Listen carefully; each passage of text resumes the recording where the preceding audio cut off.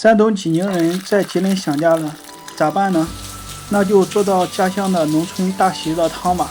但是来吃席的人并不会吃到这道菜，是不是很奇怪？看这个端着菜奔跑的人，就是过来帮忙的人。村里谁家有个红白喜事，都会过来帮忙。早饭主家就会准备这个汤，这个汤是我跟乡村厨师学的。